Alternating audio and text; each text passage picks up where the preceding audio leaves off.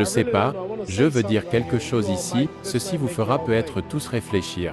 La vie n'est pas vraiment longue. Disons que la moyenne d'âge d'une personne est de 30 ans.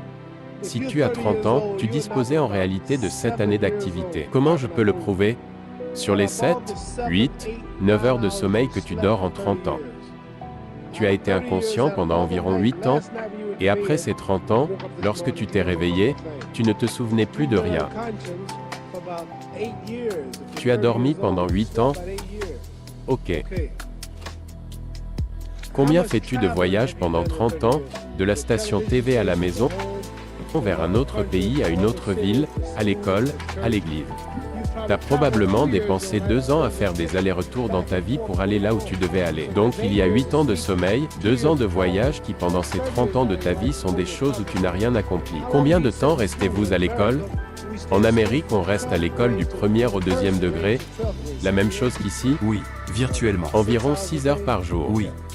6 heures par jour, pendant 12 ans, ça fait 3 ans que tu es assis dans ta salle de classe sans jamais bouger. Ok, 2 ans le voyage, 8 ans temps de sommeil, 3 ans d'école. Combien de films tu as été voir? Combien de combats? Combien d'activités? Combien de pièces de théâtre? Quand même partie de baseball. Ça fait peut-être 2 ans de divertissement. Et à partir du moment où tu as des enfants, on a tracé une voie pour tes enfants, où tu as fini de rembourser le crédit de ta maison. Tu te rends compte que tu as plus de 60 ans. Donc, la vie est vraiment courte. Si tu as une part de voyage, de sommeil, d'études, de divertissement. J'ai 35 ans aujourd'hui, 30 années de plus, et j'aurai 65 ans. On n'a pas plus d'influence, on ne peut pas faire grand-chose à 65 ans. Ta femme te le dira sûrement. Ce que je veux dire, c'est que quand tu as 65 ans, il n'y a pas grand-chose à faire.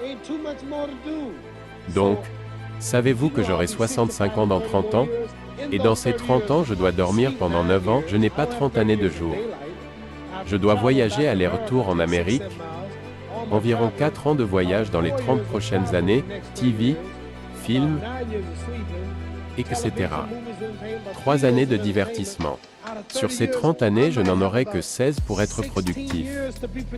Alors, voici comment vous pouvez organiser votre vie. Dites-vous simplement, que vais-je faire dans les 16 prochaines années? Quelle est la meilleure chose que je vais faire?